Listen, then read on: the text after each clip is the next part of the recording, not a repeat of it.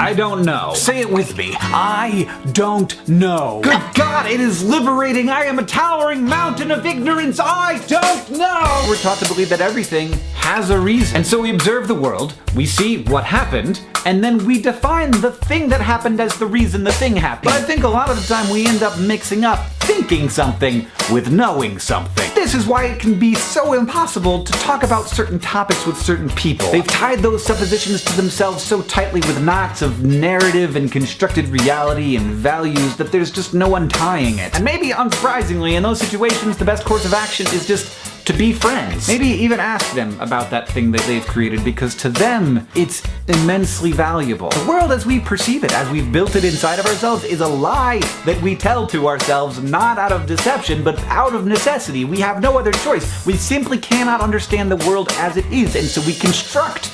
But sometimes I just have to tell myself the thing that is definitely true, the truest thing I can say, which is that I don't know. Never know.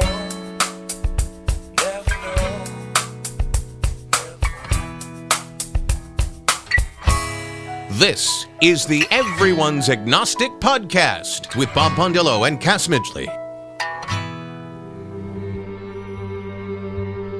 If the Christian idea of heaven and hell is true, and if you have to do all these things to get to heaven, which is basically believe the Jesus story, these really good people who are doing more for people in their community than the evangelical pastors are going to hell. That didn't make a lot of sense to me. Welcome, everyone, to episode 138 of the Everyone's Agnostic Podcast. I'm Cass Midgley. Today, Dr. Bob Pondillo and I interview Bill Finley. Bill was a latch-key kid that took matters into his own hands as a senior in high school to map his path through Bible college and 13 years of service in the Salvation Army. But his mind and his heart were too broad for the narrow path of Christianity, or as he puts it as an armchair linguist, I needed another language. I've got a few announcements before we get into the interview. Two events coming up I want to plug. Here in Nashville on Saturday, March 18th, we're hosting a one-day convention called the Nashville Nones Convention, or NaNoCon. This is our second annual gathering. You can find more information at nashvillenones.com. That's Nashville Nones, Nones.com. Tickets are just $15 if you register before March 12th, and only $20 at the door. Matt Dillahunty is our keynote speaker, and there'll be breakout workshops, one of which I'm participating in, but we're mostly just wanting to get to know each other. The second event is ReasonCon 3, being held the weekend of April 21st and 22nd in Hickory, North Carolina. This conference puts an emphasis on atheist podcasts and the communities that build around them. Tickets range from $45 to $180. For more information, go to ReasonNC.com. That's ReasonNC.com. In addition, I want to plug two medias that truly illustrate what it means to be a yes-sayer. The novel by Alain de Botton, The Course of Love, and the movie Arrival, starring Amy Adams and Jeremy Renner. Alain de Botton's The Course of Love follows a young couple, Rabbi and Kirsten, for around 30 years, from courtship to midlife. Francine Prose of The Guardian calls the novel, quote, a sympathetic account of the relationship that begins only after the besotted courtship has ended. Having fallen deeply in love, the couple will marry, they will suffer, they will frequently worry about money, they will have a girl first, then a boy. One of them will have an affair. There will be passages of boredom. They'll sometimes want to murder one another, and on a few occasions, kill themselves.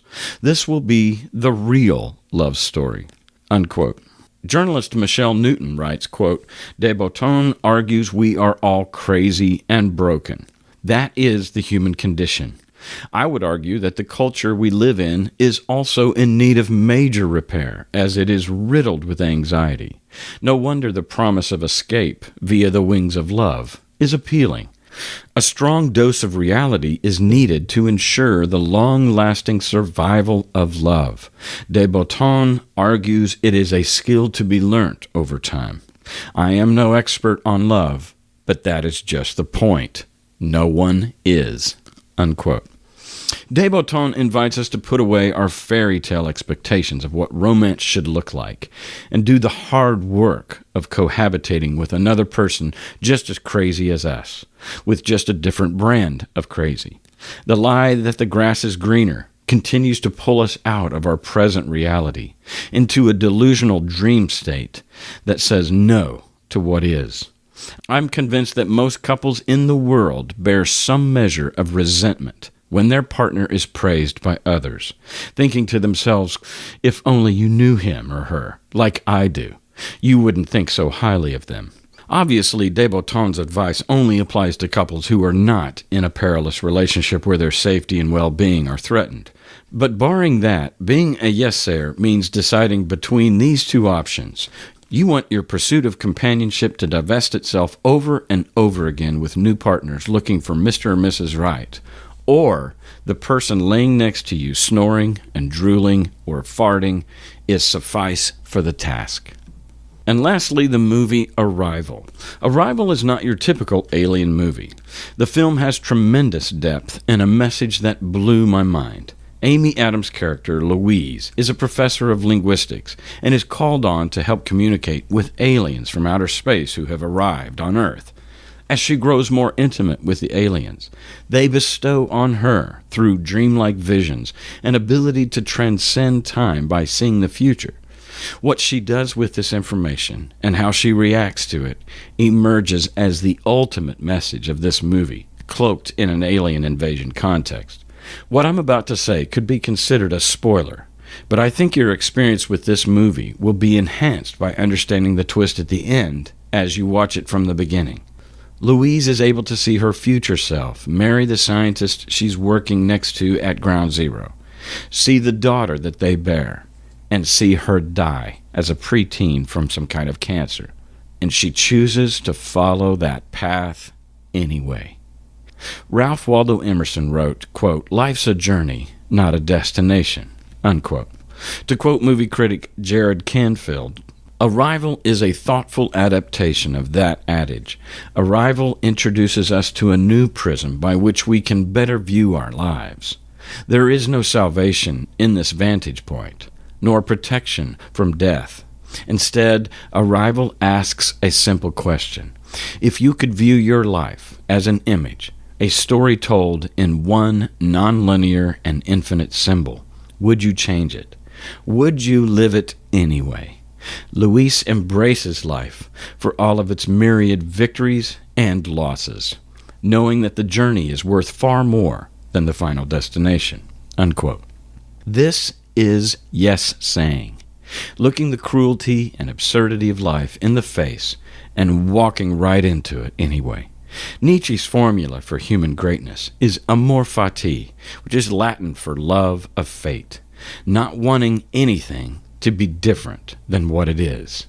No-sayers look at their lives and they say no. They want things to be different. They puff and pout over things for which they have no control. Imagine having the power to look at your life as it comes at you and stop wishing it to be different or other than what it is. Somehow have the power and the generosity of spirit and heart and love and compassion to say yes to the flaws and imperfections of the moments and live life anyway, knowing that beauty is going to far outweigh ugly, especially if you learn to say yes to it.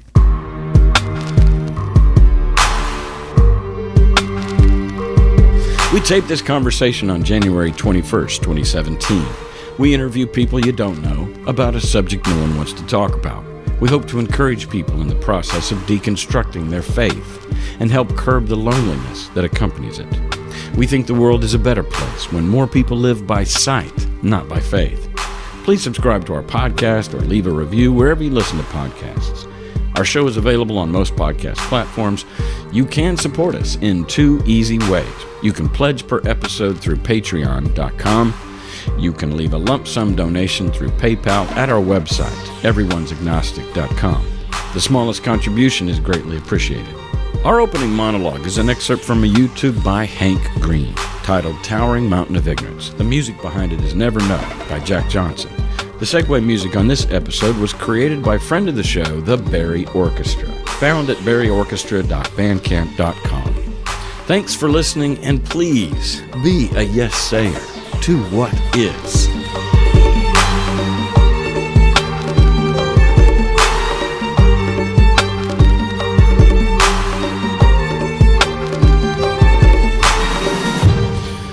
Okay, so our guest today is Bill Finley. Billy. Does anybody call you Billy? Billy from Denver. Yeah, when I was growing up, they would. All right, I'll call you Bill. I still have a few people who probably call me that. Okay, Bill. And so tell me again how old you are. I'm 38 years old. 38. And we read your bio, and you've had your hands in almost every facet of Christianity, it sounds like. Yeah, it's been a ride, or it was a ride. Yeah, and you're glad to be off of it, probably. More than you know. More than you know. Well, we'll find out. So let's go all the way back to your childhood and talk about your religious upbringing. Yeah, so I grew up. My parents got divorced when I was 7. Prior to them divorcing, we attended a couple different Pentecostal charismatic churches. My dad was the youth pastor at a church when my parents split up. He summarily lost that position. And we went back to the other church that we had been going to, and I have vague memories of that church, 2nd, 3rd grade-ish, maybe into 4th grade. But I believe prior to 4th grade, after that was when my mom was searching for something different because too much history. Too many people knew him when they were together. Right. Too much guilt, I think, of her leaving my dad. There was this idea that she shouldn't. Well, yeah, within Christendom, it's frowned upon to divorce. Oh, no doubt. And the other problem is my mom was basically my dad has always been a hand-to-pocket kind of guy. He drove cab for a long time. He's now pastoring a really small Free Will Baptist church in Utah, but he's been a hand-to-pocket guy forever, and my mom wanted something better. You're talking financially. Yeah, financially. He didn't manage money well. She had real struggles with that, and so... I can relate to that. Yeah, she went back to school in the 80s and got into computers, and so really fast after she left my dad, we went from very poor to what most people would consider upper middle class. Well, good for her, I guess. It was. There were some other consequences to that, but in that journey, we left the Pentecostal church, ended up at a Presbyterian church of all places, because she knew somebody that was going there. Yeah. And we were there for about 3 years, and as I look back on my childhood, that was probably the healthiest experience that I had from a religious standpoint. Yeah. Yeah, me too. I was raised Presbyterian, and then I left there to do the Baptist and Pentecostal non-denominational thing. And in looking back, the Presbyterians were the most relaxed, and they were the least fundamental, the least literal. Yes, right. No emphasis on heaven or hell. Maybe didn't even believe in heaven or hell. They were just more liberal. Yeah, more liberal. Yeah. And it was just a comfortable, lightly held belief system that. Everybody winked at each other. There just wasn't this intensity. Yeah. And I agree. Now, so we're talking your high school years or junior high when all this was going on? We're talking late elementary. Okay. We were there from about 4th to 6th grade when I was in school. After that, my mom married another guy. Mm-hmm. And when she married him, he was from the old Pentecostal church, and she didn't want to go back to that one. So we found a different assembly church that we were in junior high.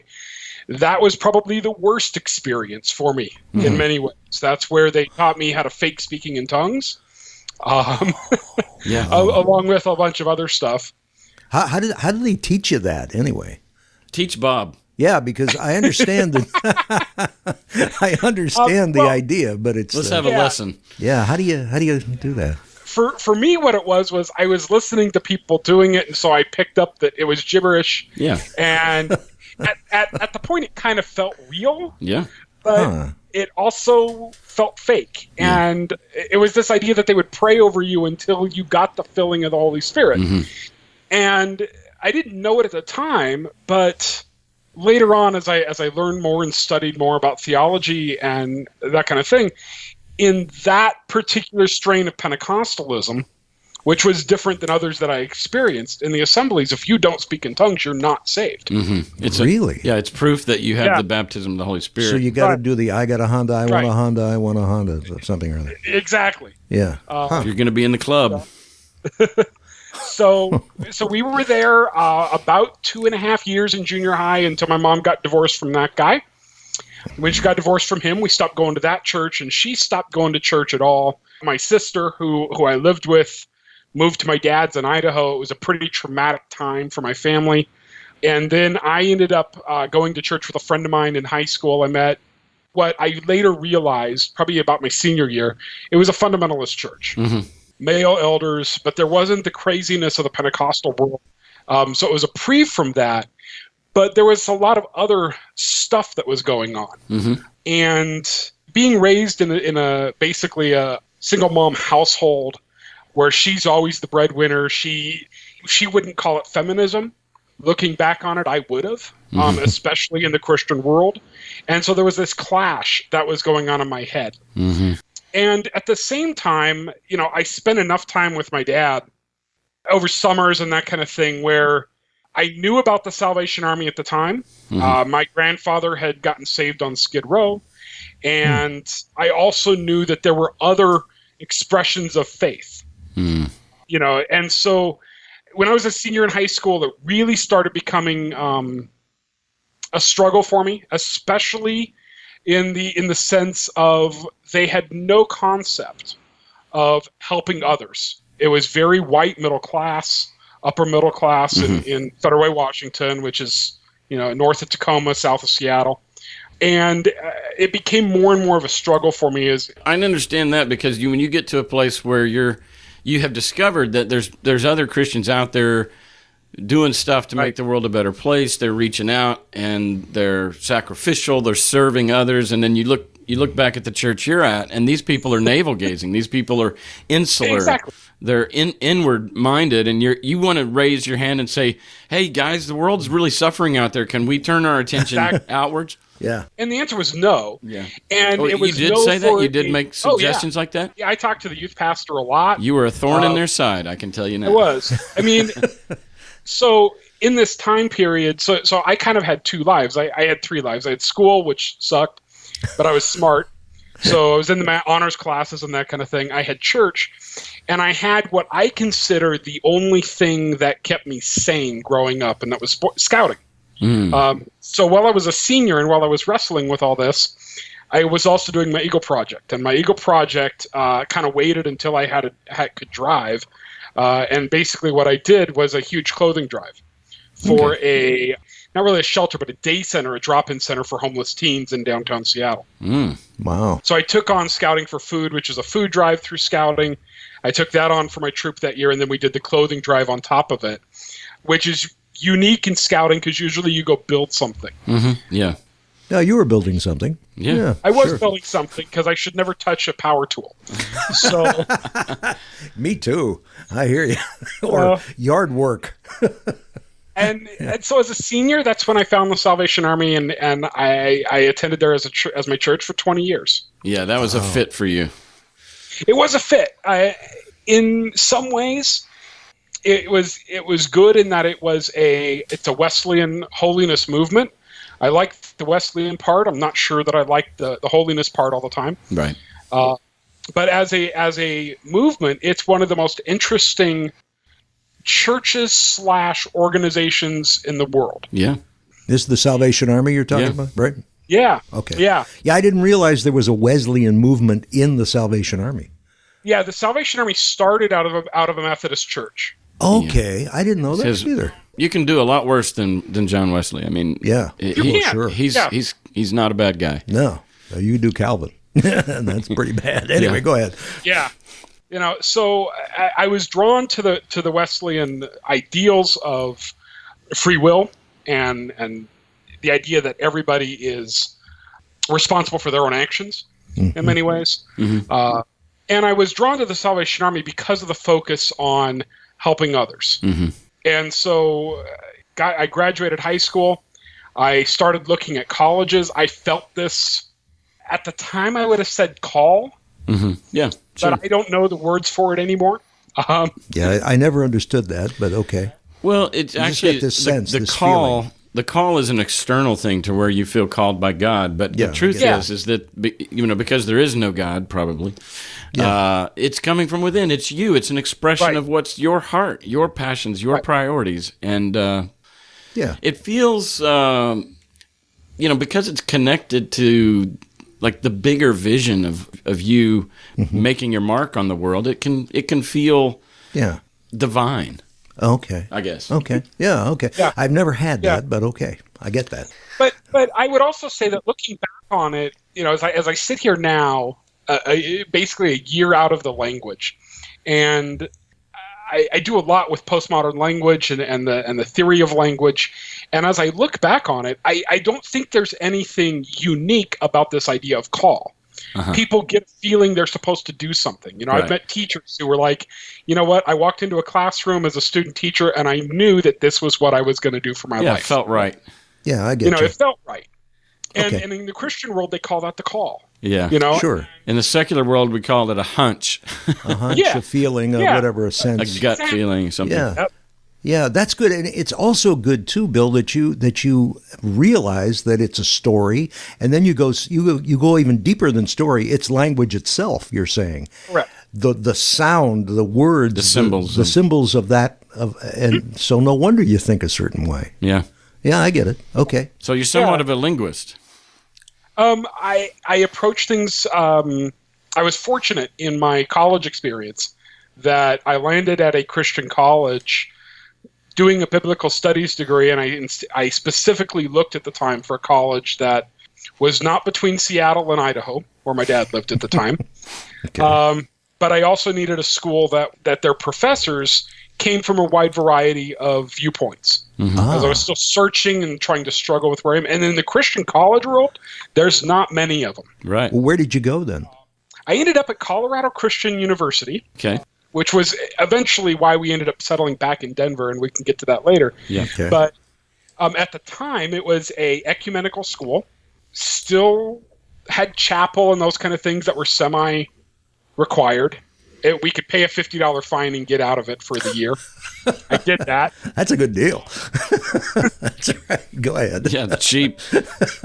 Yeah. So the biblical studies, religion department, and philosophy department, which are all one department, were very eclectic. We had a Episcopalian who is gay, and she's now out, but when she was at the school, she couldn't be.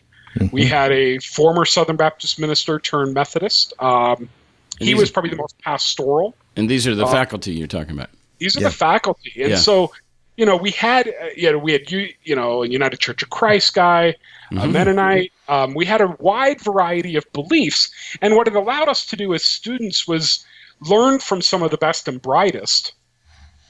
But they also would teach us and kind of try to open our minds. And the philosophy professor specifically, he approached things very postmodern, and he introduced us to Wittgenstein and language theory and the idea of language games. And for me, that was a pivotal moment in my sophomore year where I really struggled with flipping this switch because I still had this cognitive dissonance. And it was, on one hand, I was raised, and I was at one point a really conservative, on fire evangelical person. Yeah. And on the other hand, there was this thinking. There's this thinking and this idea that, it's all language. Wow. Yeah. So you had this attraction to broad. I mean, you felt trapped and narrow and acute in the fundamentalist, and that there was so much more out there, and somehow you were aware of it. I want to point out that if I'm not mistaken, correct me if I'm wrong, but as a senior in high school, you researched Christian colleges around the country looking at the faculty. Yeah. And this is pre-internet, so you had to look at flyers or something. So I had kind of a geographic range. I was looking primarily west of the Mississippi. I wanted to be able to drive. Okay. So that narrowed it down some. It did. But tell me, did you literally find a way to look at the names and faces and criteria and credentials of the faculty, and you were looking for diversity as a senior in high school? That's amazing. Yeah. Way to go. It was interesting. Because what you do is you get the catalogs. Exactly. And you get the catalogs, and in the back it would talk through the faculty. So I was going specifically to the Bib Studies department. I'd look at some other places, who the leaders were, but I knew I was majoring in biblical studies or theology, and so I would specifically look at them to see where they came from. That's and impressive. Schools, there was one school that I was encouraged to go to that was one, it was too close to home. I drew a radius of a day's drive. So there were a couple schools that were interesting, that were closer, but too close. There were a couple schools like Northwest Nazarene that were too Wesleyan. And then what it ended up being was between two schools. One was Azusa Pacific, and one was Colorado Christian. And what drove it was two things. One is I had family here in Colorado. My aunt and uncle lived here, and they still do. And two, I had it was cheaper. And so at the price point, my mom said she'd pay for it. If I'd gone to Azusa, it was beyond what she could pay for. Right. And I didn't want loans. So did you live on campus or with your aunt and uncle? I lived on campus for 2 years, and then I moved off campus. So the deal was my mom paid for the school, but that was about it. Yeah. So I still worked 30-plus hours a week. Doing what? Retail. So I worked for 3 years at Radio Shack. Oh, wow. Wow. I learned a lot about sound stuff. Yeah. Oddly enough. And cell phones, it was the age of, I'd always been around cell phones. My mom, growing up, most of the time, she was a computer programmer, billing manager for a cell phone company in Seattle. Wow. So you had one of those bags. You had a bag phone, I guess, huh? Actually, well, she did have one of those. Before that, she had a brick phone, and then she had the first, she got one of the first Motorola flip phones. Wow. That was out in the 80s. Bill, has anybody ever called you a old soul? Yes. Because I'm looking at a senior in high school that is this self-aware. That I'm just a little bit awestruck. That's so impressive, because I felt like God had a ring through my nose, and I was just following around this whimsical, non-existent voice in my head. And had I had the wherewithal and the self-awareness to really, have more hands-on effect on the steering of my own life like you did, man, I'm just really jealous. One thing that I talked about, but I kind of glazed over, is the family dynamic growing up. Yeah. So, I will always be appreciative of my mom and the sacrifices she made when I was growing up. That gave us, a house, and she bought me a car, and those. She sounds like a powerful woman. She is. She's very smart. She's very bright. She's an amazing computer programmer. She's also very dedicated to her work. And so growing up, her average work was 50 to 55 hours a week. Wow. And we lived in Federal Way, and she commuted to Bellevue, which is at least an hour. Growing up, that meant traffic. So there were times where she'd leave at 6 in the morning, get home at 6:30, 7 o'clock at night. That was normal. So I became very independent very fast. Yeah, you had to grow up. Is it just you and your sister there for a while, and then she moved in with your dad, and it was just you and your mom? Yeah. So you're very independent. Yeah, it was most of the time myself, my sister, and my mom. Yeah. We had a stepdad for a couple years. And when my mom kicked him out, she started hanging around with a old family friend who had got divorced. And that was pretty traumatic. And so when that all went down... wait, what's traumatic about that? So we had known this family all my life. Yeah. And we had known them as a couple. I would hang out with their kids. They were a little older than I. Their son, who is 4 years older than I am, was the one that got me into scouting. Looked up to him.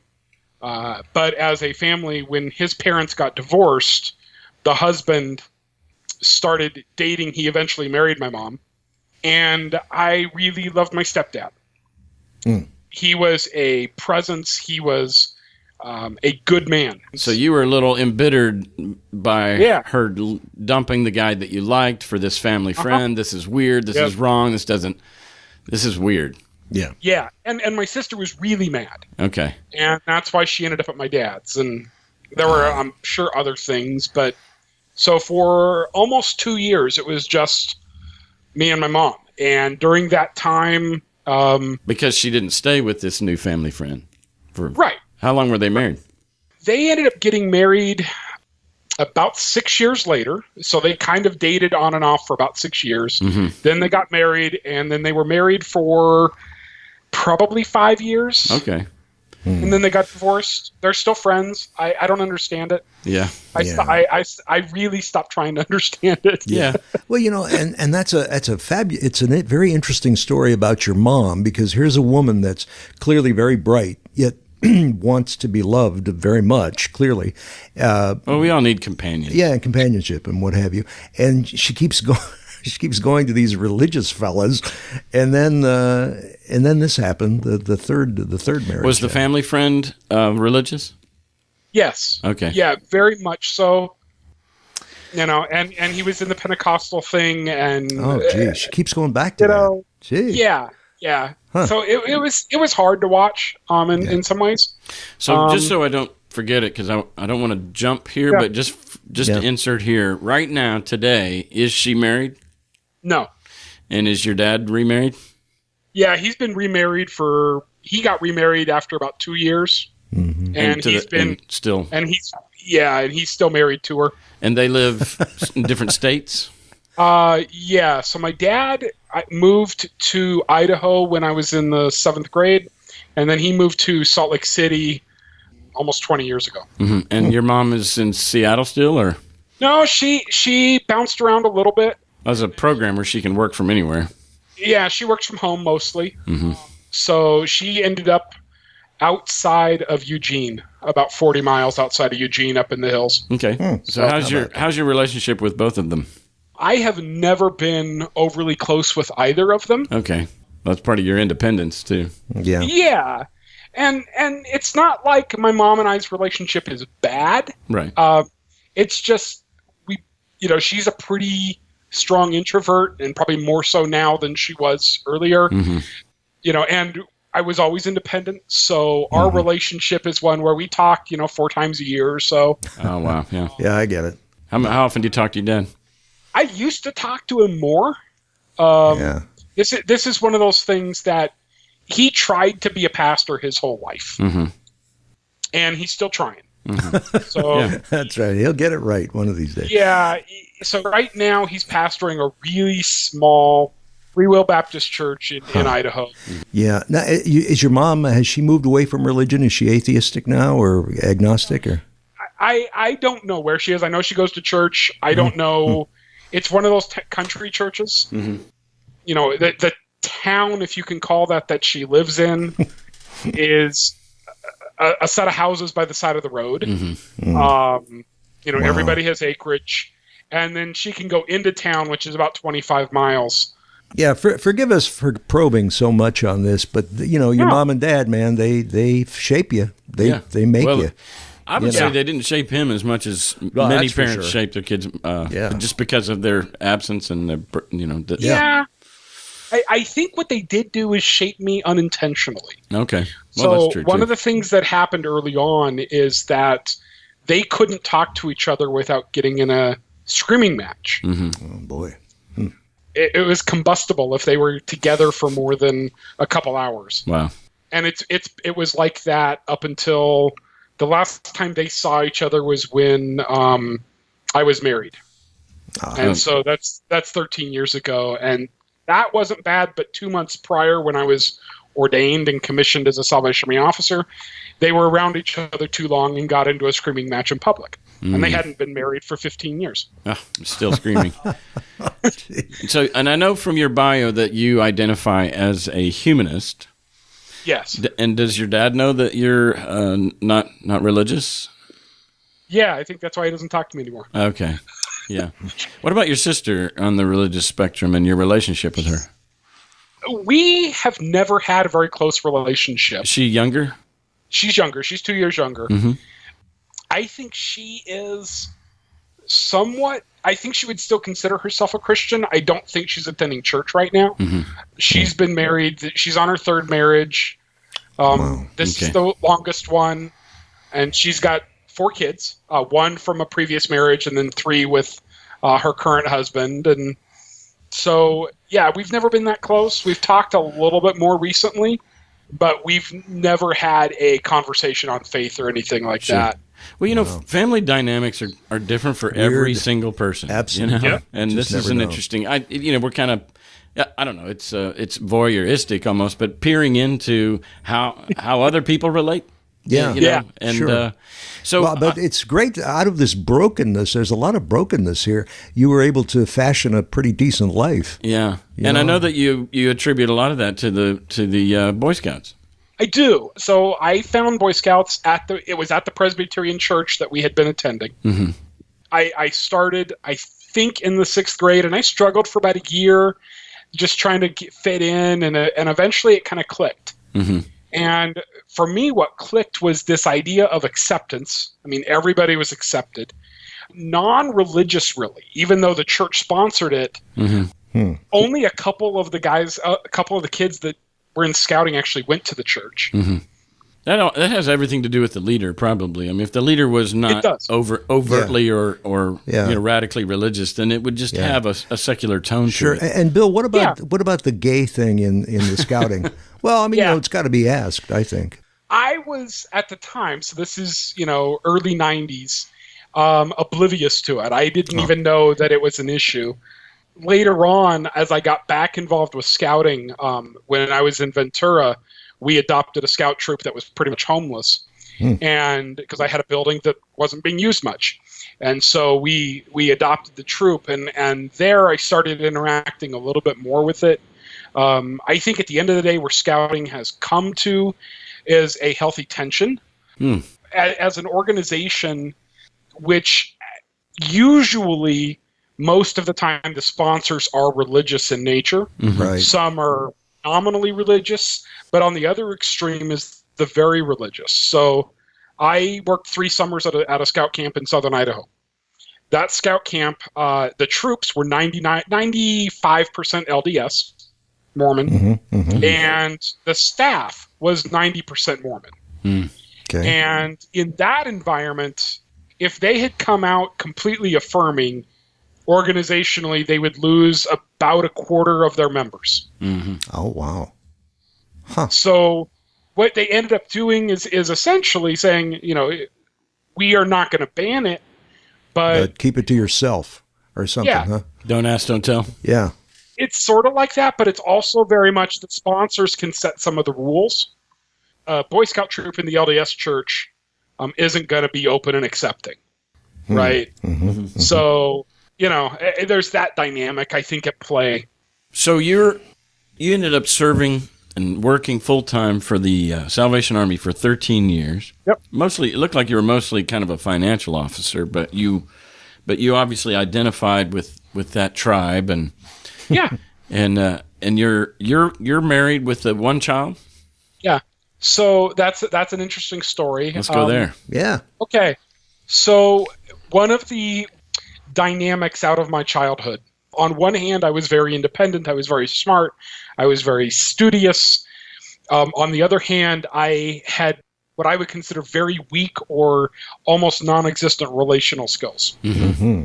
And college helped that a little bit, but I didn't date anybody until I was, 23.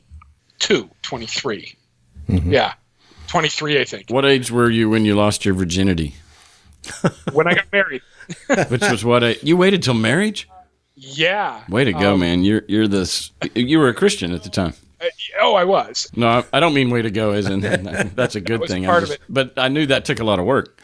Yeah. Well, and part of it was I was at the Salvation Army has a 2-year seminary type of program. It's accredited as an AA degree, so that gives you an idea of the academic level. I considered it 2 years indoctrination. Mm-hmm. Academically, I didn't do homework. I mean, it was not that hard for me. even then, it's not teaching you about the world or the natural world. It's teaching you about what to believe. And here's the core beliefs of our denomination. Here's the core beliefs. This is how we operate. This is how we work. So it's more indoctrination than anything. Sure. I was in my second year, and the staff of that college is Salvation Army officers. And so they're assigned there as teachers. And a couple got assigned there that I had befriended and were my mentors in Colorado. They moved down, and I don't know if you guys have people in your life that you can't say no to. Well, my wife. And so, Yes, I know what you mean. So Bill and Brenda were amazing people. They still are. They were mentors of mine, and so I was probably first or second week of back in school, and I was looking for him for a question, and his wife sat me down and said, "Go get some Diet Coke." And so after about the fifth glass, she asked, "Who am I going to date?" And we'd had this conversation many, many times, and my response was, "No one." And she said, "Go get more Diet Coke." And so one of the very interesting things about the Salvation Army is if you're going to be a minister, an officer within the Salvation Army, which if you look at their uniforms, if they're wearing red on their epaulets, their shoulder things, they're an officer. Okay. To be married, you have to be married to another Salvation Army officer. That's kind of cultish. And the reasoning behind that, there's a few different reasons, but it's the Salvation Army is connectional. So they appoint you wherever you go. And you usually get about 6 weeks notice, and you pack up and move. That's another place where it's similar to the military. You don't really get to say. Yeah. Oh, okay. You don't get a huge say. Sure, it's the Army. Yeah. Right. After all. That's right. They got that from the Methodist Church. The Methodist Church is very similar in that. Right. The way they place pastors around the country. Yeah. Right. Yeah. So she went through the list of all the eligible single females, single women that were in the college. And she said, "Who are you going to date?" And I ended up picking Dillahunty. She would tell a different story, but I don't want to take an hour to tell this story. So I'm simply going to say that I said Dillahunty, but on the condition that I know she won't say no, that she'll actually say yes to go on a date with me. Well, how can you control that? Wait a minute. Yeah. I had to know that she would say yes. My fear of rejection. Yeah. And okay. I mean, Ooh. it was really bad. I mean, I hadn't dated. I had this fear. Yeah, sure. You were protecting your heart. Exactly. Yeah, Right. Yeah. So did you know this girl, Bill? No. Dillahunty? No. We had some interaction. I mean, this was probably, like I said, 3 or 4 weeks in the school term. Probably, I think, first or second week of September. School had started at the end of August. So we knew each other a little bit. We had a couple classes together. I was attracted to her, and so I picked her. And because Brenda made you. Yes. Okay. and I picked her to say, "I'll think about it if I know she won't say no." And that preceded about a 6-week soap opera of everybody that I knew trying to hook us up so that we would go on this date. And eventually, my wife, my now wife, kind of figured out that I was the one that was interested in dating her. And we would cook on weekends. So during the weekday, the food was in the cafeteria. Weekends, it wasn't. So they would give you like take-home meals and those kind of things. We had lounges with kitchens. And so I hated those meals, and so I'd cook. Partly because I didn't have schoolwork, because it wasn't that hard. Right. And so I would cook these meals, and so I invited her to one in the end of October. So it'd been like 6 weeks. And the new Barnes & Noble was opening up, and I knew about it, and she kind of hinted that she would really want to go but wanted somebody to take her. But it's a room full of people, so there's no chance that I'm going to ask her out. And she walked in the room and is laughing. She just now did? Yeah. Hi, Dillahunty. It ended up being that after we had that meal and everybody was there, everybody went on their way, I sent an email to her and asked her out via email. Fortunately, she said yes, and after our date, we were kind of together, and we got engaged about 2 months later. Wow. And married the following August. Mm-hmm. So this little date, you had this meal that you cooked. Yeah. You had her over to what, your dorm or your apartment? No, it was a big group. Oh, okay. I cooked spaghetti for probably 20, 30 people. Wow. Big kind of a party. Yeah, it was a party. But everybody comes over to. I mean, where does the Barnes and Noble? Did you end up going to Barnes and Noble with her? We did. So was that the this date? Was Sunday. Yeah. So this was Sunday, and then I asked her out via email on Sunday night, and Wednesday was the opening of Barnes and Noble. Okay. So in Torrance, California. So we drove there and had our date, and it was amazing. It's the kind of thing where the next night we're staying up talking until like 2 a.m. Oh, yes. Over the phone or together? Together. Awesome. I mean, we were living in the dorms, and so there were common areas. Yeah. And Bill, did time stand still? Did you look down at your watch and say, holy shit, we've been talking for 5 hours?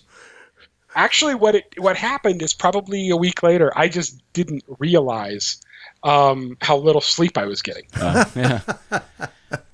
Wow. So Brenda, I'm just picturing Bill and Brenda are married. Yeah. And they're at home, and they're saying, this guy, Bill Finley, he's a great guy, but he has no social skills.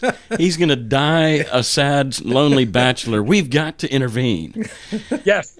And that's exactly what. And I think she probably drummed up, the whole peer group to start, sowing seeds. Sort of working this girl. Yeah, they're working you guys. Oh yeah, it was totally intentional. Well, and then here's the thing: is that all of that wonderful part of the story doesn't guarantee that you guys are even going to be compatible. That's true. Nope. And the fact that you were, and this is the one girl you've dated, and that's great. And so, how long have you been married now? We've been married. Got married in 2003, so 13 years. Yeah, I think you said 13 earlier. Yeah. And where is she in her faith journey?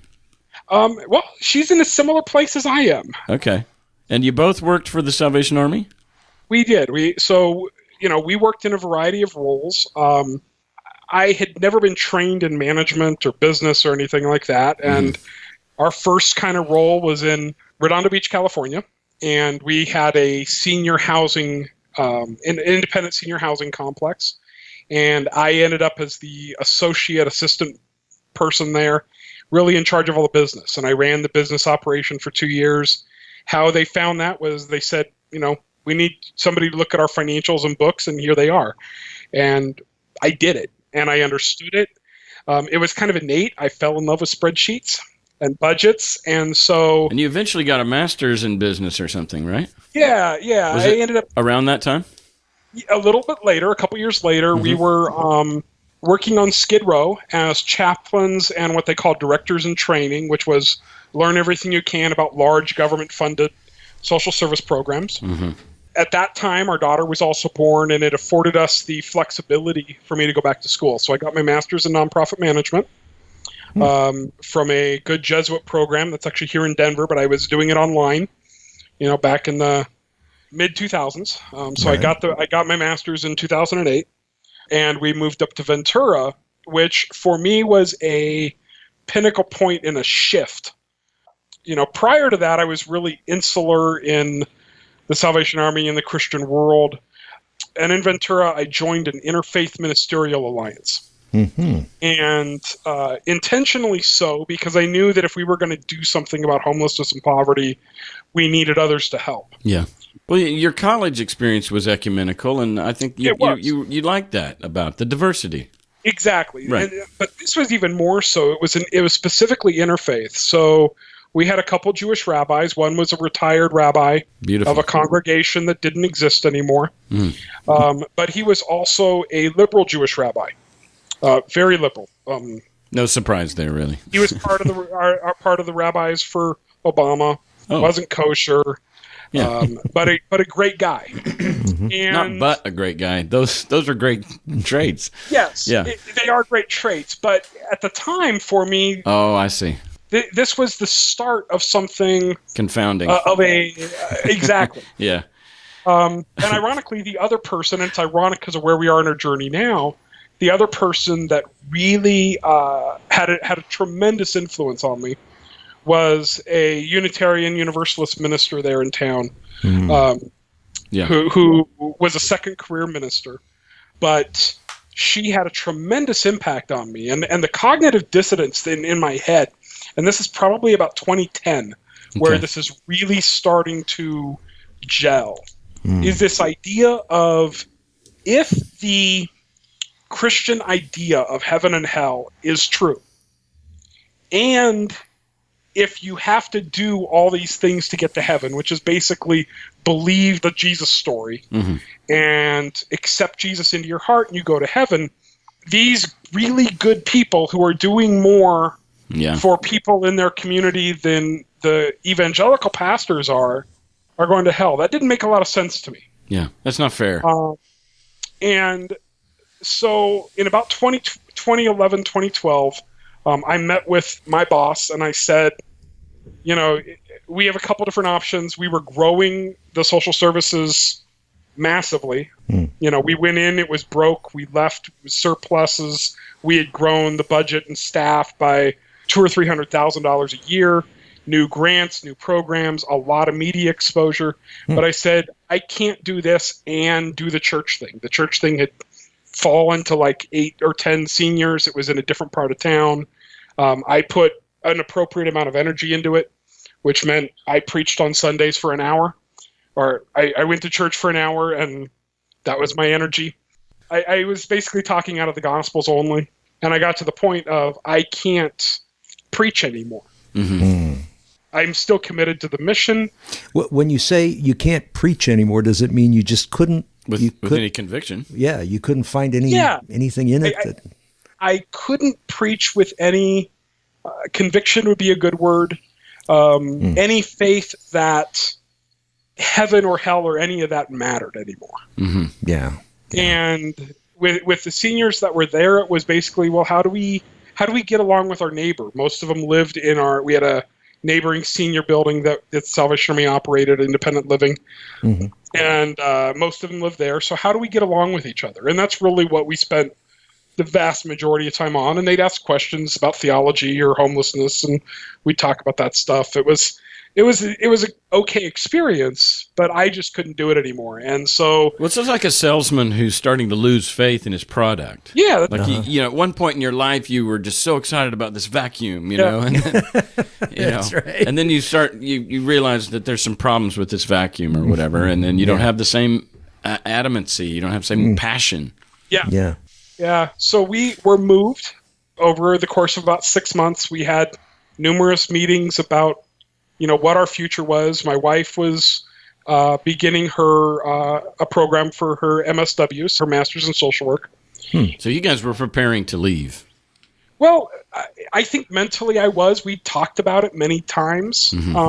Subconsciously, maybe. But we also always thought it was further down the road. At different points in time I'd be ready, but she wouldn't be ready.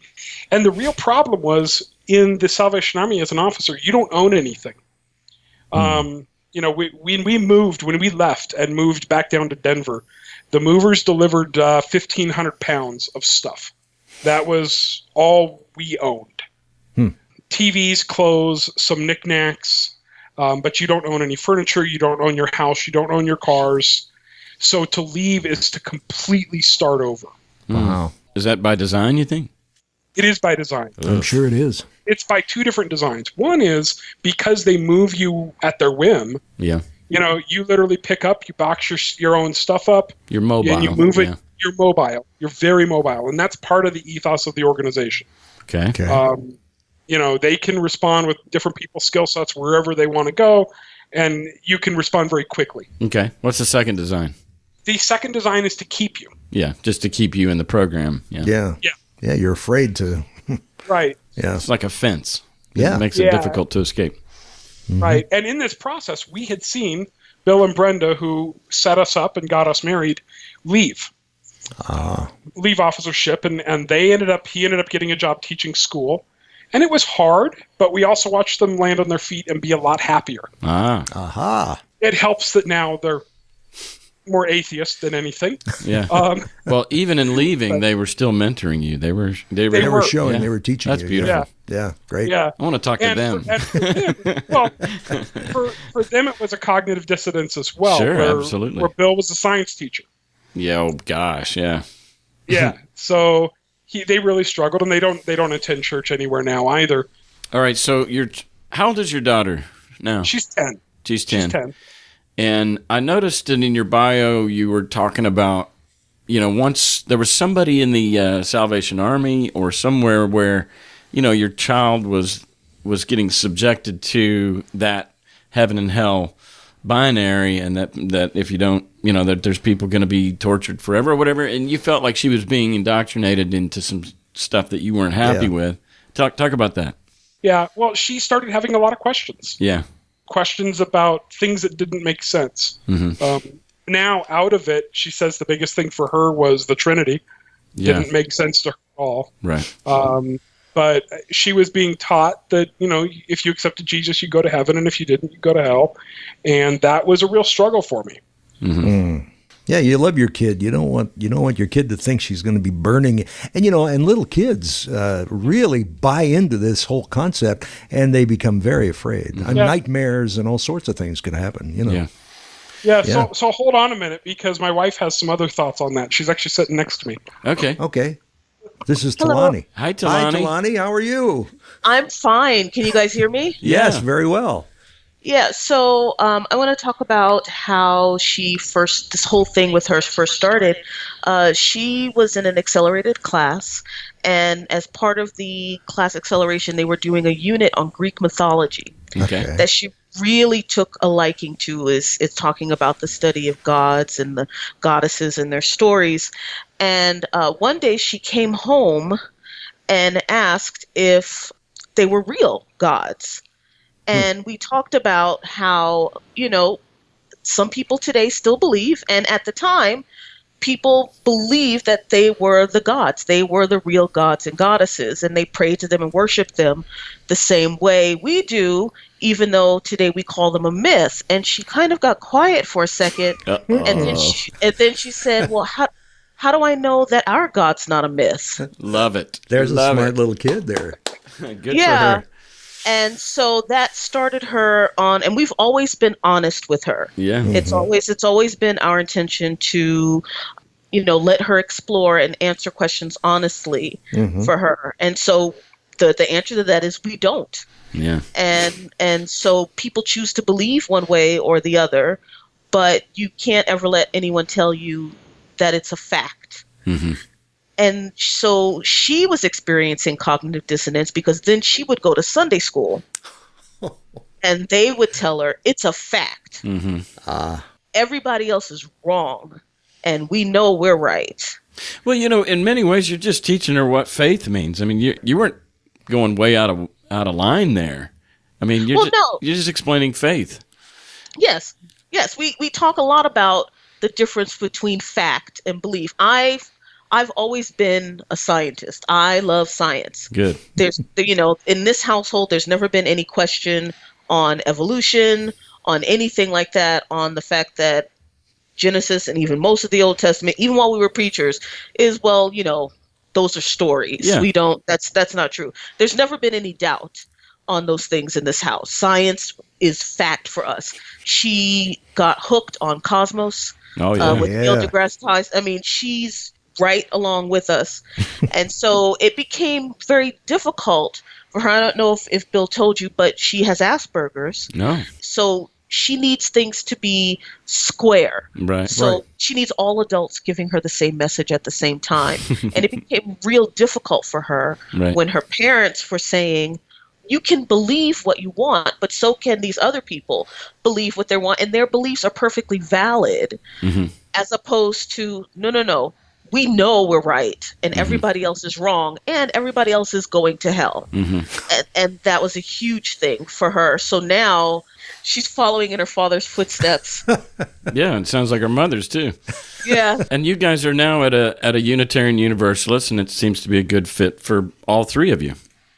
Oh, yes. I mean, she gets an opportunity to explore a variety of different faiths and backgrounds, which is just interesting to her. She's interested in how other people believe, and she's really interested in belief systems. Wouldn't you say so, Bill? Yeah. Yeah. So she is really interested in going to see, she wants to go see a pagan circle, and she wants to go meditate with the Buddhist, and she wants to go do all of these different things, and we're fine with that. Sure. And just because we're going to let her make her own decisions. That's beautiful.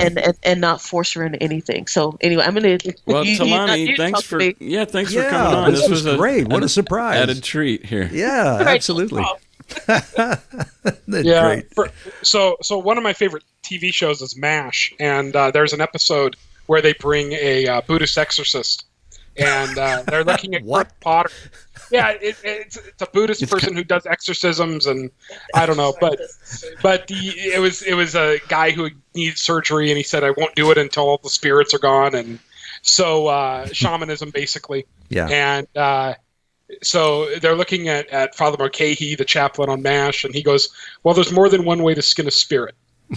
And that episode for me has always been very influential. I mean, I learned everything I know about management from watching MASH. But that's great. That transition for us, I think our daughter's mental well-being and spiritual well-being were essential to, I did a lot of thinking. We talked a lot over about 6 months, and my wife was gone on a trip, and she came back, and I was like, I can't do this anymore. Yeah. Like, I'm done. And so that started a process of looking for work. Yeah. It took about 3 months. In this time, we're still Salvation Army officers. We still have to go to church. We still have duties. We still have religious stuff. I still had to talk. And at the same time, people are starting to question our faith, which was actually probably the most interesting thing. I remember when I posted on Facebook, probably one of the first times that I was calling myself a humanist, one of the Salvation Army officers that we worked with, who was in a church up in Alaska, she responded, "Well, duh." It wasn't quite that. It was, I think she responded of something like, "That doesn't shock me. We could tell it when you preached." And I read that as, well, duh, everybody knew that. Yeah. It's like a gay person comes out and everybody knew before they did. Exactly. Yeah. Well, were any of the upper officers going, "Bill, you can't say that. You can't do that"? Yes. That's really. Yes. So wow. this was the best thing. So there's a couple different closed groups for people in the Salvation Army that are more progressive. We'd been pretty progressive for quite a while. Where I tried to hang on to my faith was in progressive Christianity, whether that be, Brian McLaren at the beginning was really big for me. Right. Marcus, I think you read Marcus Borg, I read somewhere. Yeah, all of these kind of people were pretty important to me trying to keep my faith. And at the same time, I'm going, some things I don't care about. So, there was a discussion about the resurrection of Jesus. Did it happen? And I'm like, it's irrelevant. It has nothing to do with faith. Well, there were a few of those comments that made its way and out of the group. And so the funniest thing was I'm sitting there and I get a letter from our personnel secretary, who's kind of my boss's boss. And he says, you shouldn't be saying these things, and you need to look at your faith, and do you really believe, and all this other stuff. The comedy of this is I get the letter basically the same day that I am traveling to Denver for a final interview, and I'm sitting there gonna meet with my boss about this letter the same day that I get the job offer. Talk about pushing you over the edge. Well, and synchronicity. Yeah, you're right. The comedy of this is I didn't have to, for the first time in my life, apologize for my beliefs. Yeah. Wow. I walked in there and said, this is the comedy of this. I mean, I kind of am shocked that it didn't come sooner, but, we're leaving. So, Bill, how traumatic was your, I know it was a slow process. So you said over a 10-year process of deconstruction.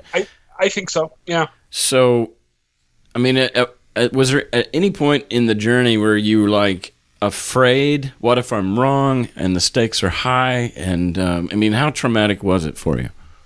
For me, I don't think it was a mental fear, meaning, well, if I'm wrong, I'm going to hell or anything like that. I don't think that was there. I think what was there was if I really completely deconvert, if I really am free to really think about what I believe and I come to that next logical conclusion, what do I do for a job? What do I do for work? Housing? More practical matters. Yeah. It was very practical for me for probably 4 years. And we talked about it a lot. My wife and I had lots of conversations about, we don't fit anymore. Neither of us did.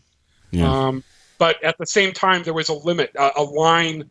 I could only go so far. I didn't have the freedom to fully think about life without those barriers. Well, that in itself is a big deal. I mean, I know the emotional trauma is part of it, but I think the reason the Clergy Project exists and that is that one of the great fears and obstacles to leaving faith is, what do I do for a living? Now what? Yeah, exactly. And it's actually been a very, very traumatic part of my deconversion is what do I do? And I kind of, when I told you earlier, I understand your mom's ill content with the amount of money that your dad was able to make, and since I left the faith, and when I was in the faith, I had my life planned out. I was going to be a pastor the rest of my life, and it's been a real and to this, even as I speak, I have a lot of anxiety in my heart around how am I going to build some kind of financial security. Mindy and I are 50 and 48. We don't have a retirement. We don't have anything in the bank. We have no savings. We have nothing. And this is scary shit. Yeah, it is. And it was the most frightening part. And when I was looking, my wife said, that's fine, but you have to find, one of those really good jobs. Yeah. And I had built a resume that was strong. And I trust my skill sets, and I knew I could. Yeah. We had an offer to stay in Alaska that I really wanted to take, but it didn't have benefits. And in Alaska, the cost of medical care is astronomical. And so I turned down that job, but it was that first one. It was over Christmas, and I was like, I can do this. I can find something. And so all of January of 2016 of last year, I was interviewing. I was flying all over the country. I had a trip to Salem. I had a trip to Michigan, and then a trip here to Denver, and I had 3 or 4 pretty viable offers, and then this one offered, and it's like, you know what, we can go back to Denver. We both loved it. It felt like the right thing, and it's a crazy organization. I mean, the National Ski Patrol. I mean, everybody asks, how do you find that? Exactly. What do you do? Is that what you do? Ski patrol? Yeah. So I don't actually patrol. I don't actually ski. What I do is it's a membership organization. So there's about 30,000 patrollers across the country, mostly volunteers. And I'm the CFO basically, and a lot of other things. But my job is to manage the money and manage the IT system that tracks membership. And we rolled out a new system, and so it's been a fun ride for the last year. It's been a really good fit, and we're pretty fortunate that we were able to land on our feet. But I had seen enough people transition out, and by no means was it easy. No. Yeah. I moved down here 3 months before my wife and daughter joined me, because you get the job, it's like I can be there in 2 weeks. Yeah. And I got on a plane with 2 bags of clothes and got here and rented an apartment, got a car, a lot of that stuff. Yeah. Off you went. Yeah. Well, that's great. Does your wife work as well now, or? Yeah. So that's the funny thing. She is still working for the Salvation Army. Oh my gosh. Not as an officer. But they had a job that was a social work position that they were looking somebody to help manage their data and the social services data around that. Increasingly more, the social service world is data driven. Right. She has this unique set of computer skills and the social work background and the management background, and so she was able to transfer down here, and so it's actually worked out really well for us. Excellent. And they don't require her to sign a statement of faith or anything? No, don't. Awesome. And that's the thing about the organization is, so they have a church part, and so the Salvation Army officers are really part of the church part. Mm-hmm. But from a financial perspective, the church part makes up about 10% of the organization. Tithing is much less than that. And 90% of the organization is driven by social services. Mm-hmm. Wow, I didn't know that. And so that's government money? Mixture, typically, of government and private contributions. Mm-hmm. Foundations and trusts. It depends, yeah. A lot of bequests, a lot of endowments, and it depends on the specific program. Some programs are 100% government. Some programs are 0% government. There's programs that are just funded by thrift store sales, and it's different in every community. You know, we're fortunate to be in a larger city that has a lot of different programs going on, and they needed her skill set. So that's excellent.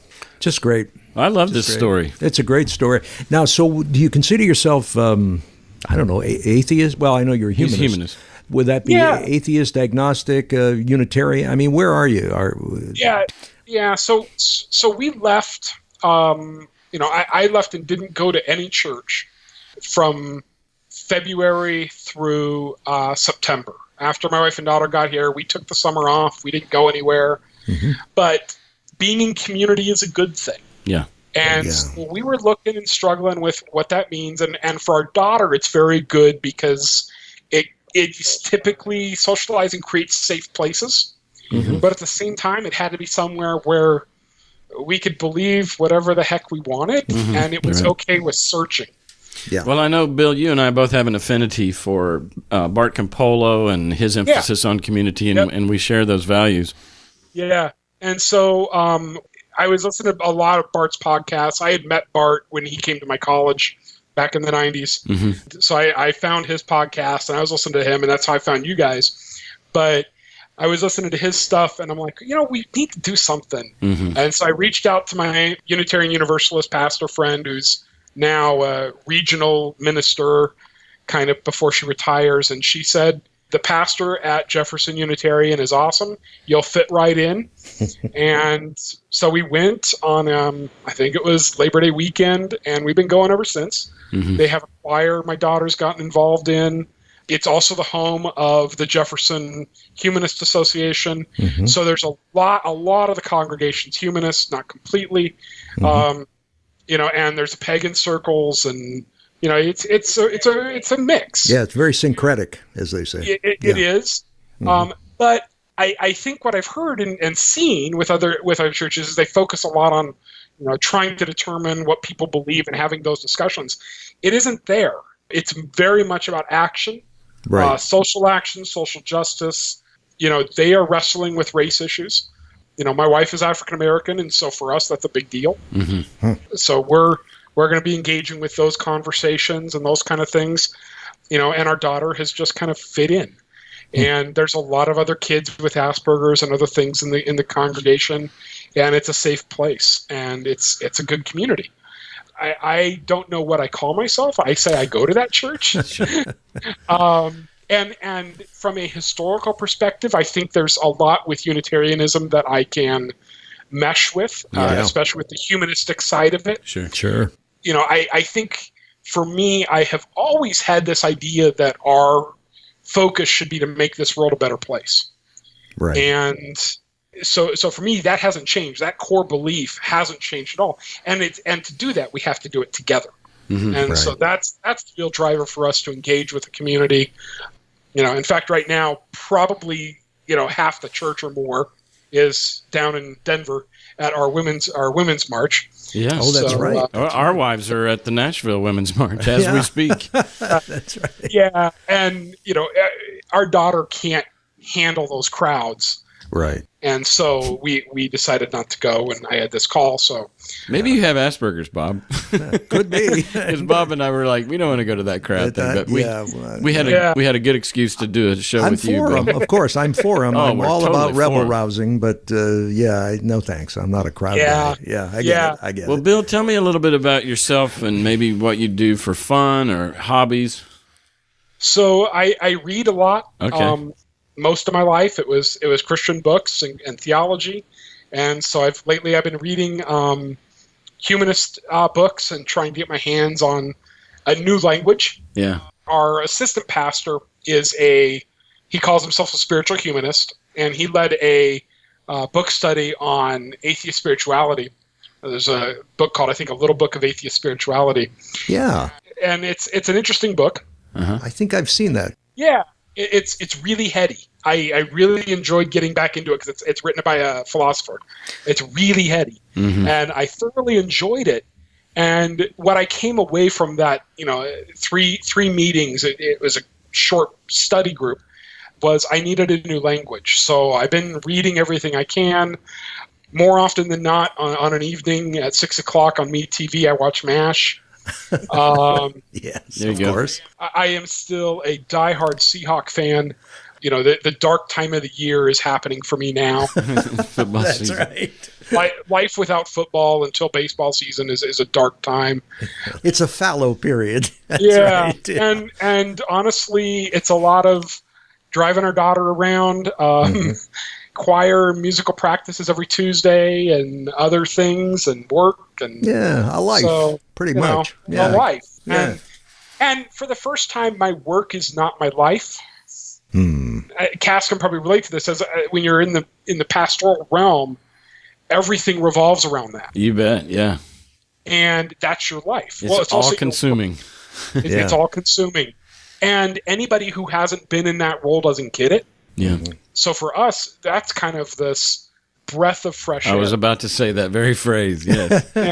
Yeah, and That's I don't great. know where we'll go with that. I mean, in some ways, I don't know when I will want to when I'll want to get back into the social service world.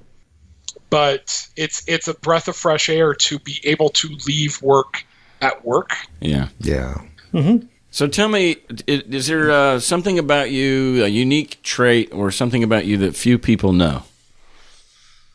A trait about me that few people know. Like I have double jointed thumbs. Are you kidding me? I didn't know that. Yeah. See, even I didn't know that. There you go. Yeah. Yeah. Oh, well, there is one. My wife said, "What about my pinky?" I did have a sixth finger when I was born. No way. Really? There's a little nub where they had to cut it off. It's hereditary. My dad had it too. No kidding. Oh, isn't that Yeah. weird? Isn't that interesting? Yeah, it was a little appendage that was cartilage, and they cut it off. So I still have a nub on my right hand. Isn't that something? Did you ever see The Princess Bride? The Princess Bride, awesome movie. Yeah, there's a six-fingered man in that movie, isn't there? Yeah. Yep. Oh, wow. My name is Diego Montoya. You killed my father. Prepare to die. Yeah, that's right. I say that all the time. So I imagine in your journey, you've sat out or stood out in the cold and rang a bell a few times, huh? You did. It was ironically probably the thing that I enjoyed the most was not actually ringing the bell, but managing that. It was a personal competition for me to always do better than the previous year and get better at it. Because it's really a management game where you're pitting the right person, whether they're volunteers or hired people, at the right store. And some people do horrible at one place and do great at another. And There's so a there's strategy there. Huh? I didn't realize there is that. immense strategy. Is that a huge? Is that a big moneymaker for the Salvation Army? Then It depends on where you're at. Some places it's massive. right, but this is all over the country, so you raise a lot of money over the course of a short period of time. It is. It's a lot of money, and as important as the bells are out in front of stores for the organization, what's more important is that's also the time where we get more donations than any other time of the year. So on average, for the Salvation Army, from a donation standpoint, they probably bring in 70 to 80% of their donations between November 15th and January 15th. Isn't that something? It's huge for them to make the budget. Yeah, sure. Well, Bill, it's been a delight to get to know you. Your story, it warms my heart, but it also encourages me because I'm at a precipice where I may have to, put a resume together, Yeah. and do something seriously responsible. Yeah. Seriously. Yeah. It's amazing. It's tough. But at the end of the day, it's what I'm doing fits my skill set. Yeah. It's been an amazing ride, and it was a year ago that I was doing these interviews, and It's been a crazy ride since. We've moved a couple times, bought a condo. We're normal people. Yeah. Yeah, but you landed on your feet, like you said, and that's great. It's a good ending to a story that. Yeah. That I'm so grateful that you were willing to share it with us and with our audience, and it was a pleasure. I will tell you just personally that the stories that I've heard on your guys' podcast, and I was one of those that found it and binge listened to it for days, has been amazingly refreshing for me. Good. To realize that I'm not the only one. Yeah. That has these struggles, and so it's been an amazing help. Okay. Well, good. Great, We're helping each other. That's for sure. And thanks again, and have a great weekend. Thank you, Bob. Thank you, Cass. Have a good weekend. Thanks, Bill. Bye.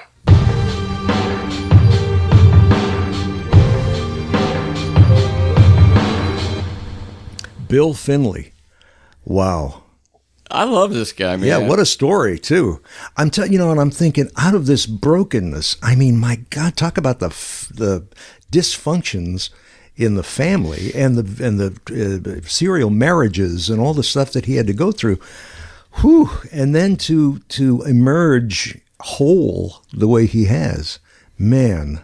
You got to really give it to him. You really do. He's a hell of a guy. He could have gone a completely different way. I mean, a lot of latch-key kids do. Yeah, yeah. And he somehow had the wherewithal to say, I'm going to... Yeah. I mean, I just think, that old soul thing that I was referring to, for a senior in high school, to do the research he did to find the school and to meet the needs, and he literally, geographically, he'd written on a map how far out he wanted to go and not any within an hour's drive of this place or whatever. And then the ecumenism, I think within his heart, he was already knowing and feeling that life is more complex than just one little narrow church that thinks they have the answer. Right. And so he was always looking for that, and then not extrovert, but a church that is not, navel gazing, that is looking out to make the world a better place. He had a heart and compassion for homeless people and poor people. Just, I mean, honestly, this is, where sometimes within ideologies we grab onto something that kind of believes that people are good. I heard Penn Jillette say the other day that there's 7 billion people on the planet, and about 7 billion of them are good. And if you think about it, you got your psychopaths, you got your whatever, but even that is a brain chemistry thing. And people are good, and this is a good guy here. Yeah. This is a good guy. And a real smart wife. He married up, as they say. He got a good and lady. The matchmaking that went on for their marriage. That's a funny story. That was great. To have a Bill and Brenda in your life, and especially, like you said, because of his somewhat dysfunctional upbringing, that Bill and Brenda kind of were the mentors that not only just showed him a life path, but helped him find a wife path. And, That's right. When I was listening to Dillahunty, honestly, I felt like I was listening to Michelle Obama. Really? It sounded just like Michelle Obama. Huh. And then, later he said, my wife's African American. I was like, oh, there you go. It was that. I didn't pick up on that at all, but isn't that interesting? She to me, she just sounded like, here's a smart lady. Not going to be screwing around, I like the fact that, we were asking about the daughter's experience with hell and some of the cognitive dissonance that their own daughter was experiencing. And, Bill's starting to answer, and she says, let me tell him. let me tell him what's going on here. And so she jumps on the mic, and what a great added feeture. We didn't plan. Yeah, that was happening. A real treat. Absolutely. When you tune in, you never know what you're going to get. Right. But it's always really interesting. And when we're doing it, I even think of myself, like you said, oh, this is voyeuristic. We're peering in. I'm looking into something curtain. Maybe I shouldn't see, that type of stuff. And then you probe a little bit more and a little bit more, and you can really see the creation of a human. How this person grew up and lived, and then the trajectory after that. I mean, really, I like that. Well, I think a lot of people like that. I think they do. And we are masked. In America, we are hidden from each other. We are scared. We are insecure. Yeah. We are insular.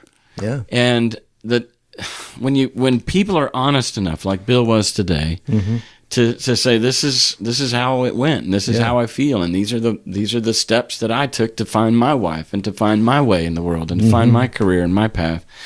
And others go, oh, he's as fucked up as I am. Yeah, well, you know, exactly. You know, when I used to teach screenwriting at college, I would say to the kids, reach down inside yourself and pull out the weirdest shit you could possibly imagine. Just the weirdest, the most bizarre stuff that if you would tell somebody, you would think they'd squirt you with, you know, acid or something. I mean, just terrible, whatever. And because that's the stuff everyone will understand. Yeah. Because we're all weird in some way. Well, and you know, so pull it out and show it. It's also the most interesting. Yeah, because it's the human condition. It's the human spirit, you know. Yeah. Tell us. Well, these license plates that say, why be normal or whatever. I mean, people. Whatever that means. It's normal is boring. It's banal. Yeah. I mean, this is us putting on a face right now. When you tell the real story, though, yeah. then, you know, then everybody gets it. Even though I've never had, you know, my parents stayed together, even though they hated each other, you know, forever. So I don't have this serial marriage in my family. Yeah. But I sure understand it. I get it, you know. So well, from a distance. Yeah, from a I distance. understand it, but I wouldn't know. No, I don't have that. I would be a different person. Yeah, You exactly. know, I'm like you. My parents stayed together until my father died when I was 17. But other than that, they were happily married, and I didn't have this revolving door. Right. And it takes a lot of courage to do that, too, to just lay it out there and just say it. Yeah. You know? Well, this is this unafraid and unapologetic to be human. And non-judgmental, I think. We don't, you know, judge. Everybody's fighting a battle. Yeah, exactly.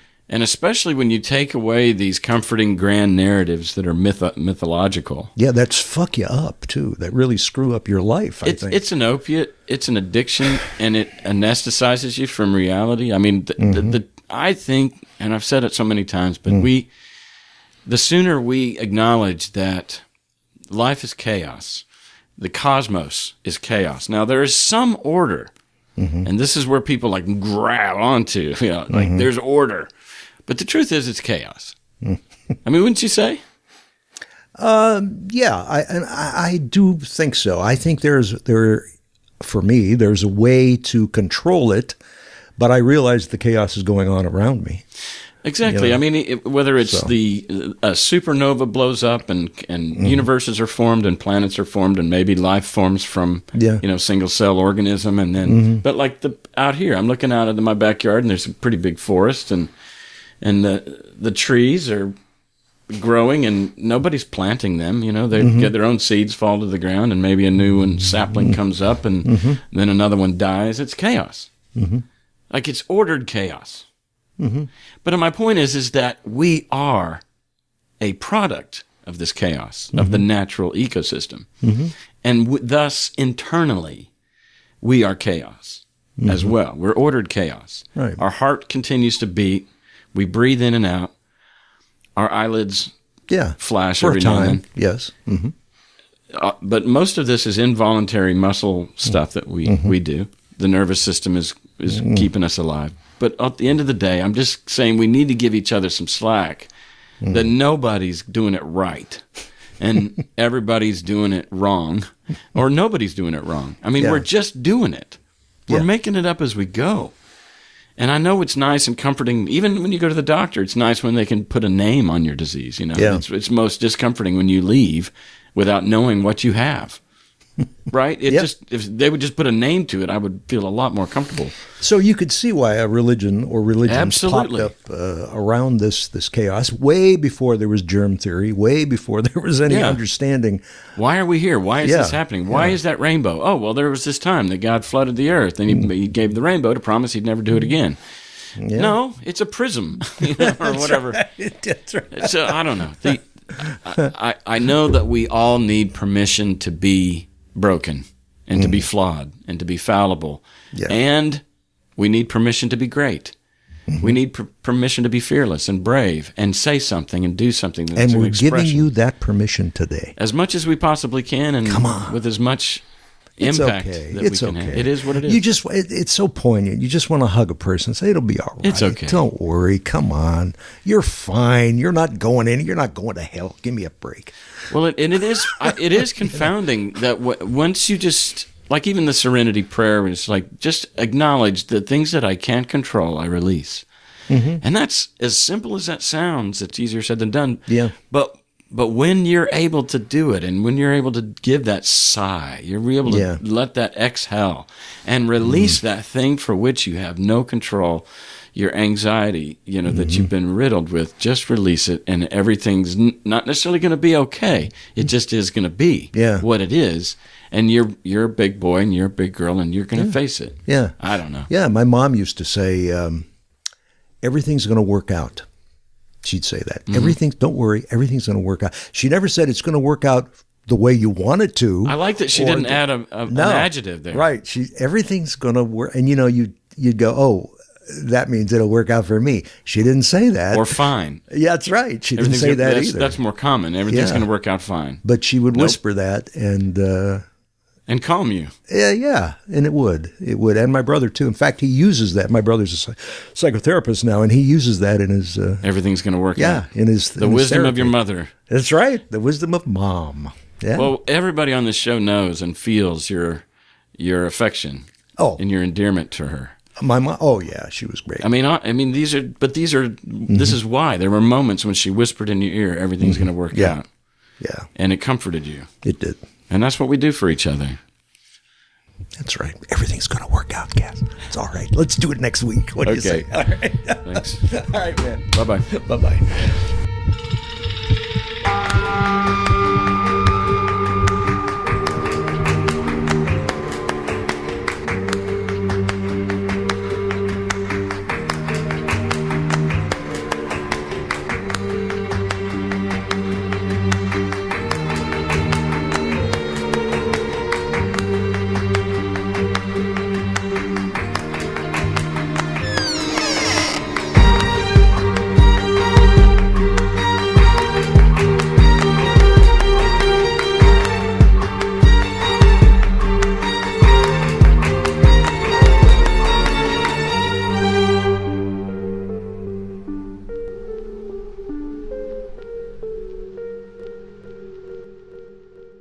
Hi friends, are you a non-believer living in the Bible Belt?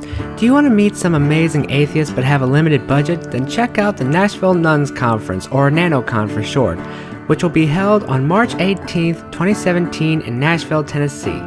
This year's speakers include Matt Dillahunty, Mandisa Thomas, J.T. Eberhard, Gail Jordan, Jim Helton, Callie Wright, and St. Patrick, with musical guests the Sunday Assembly Nashville Band and Chibi Kodama.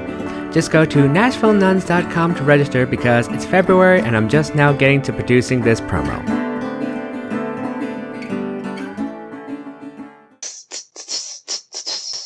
Where's the best place to meet your online friends? Where's the best party where the fun never ends?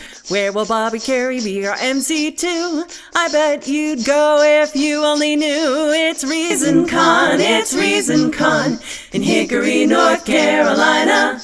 It's ReasonCon, and the speakers couldn't be finer.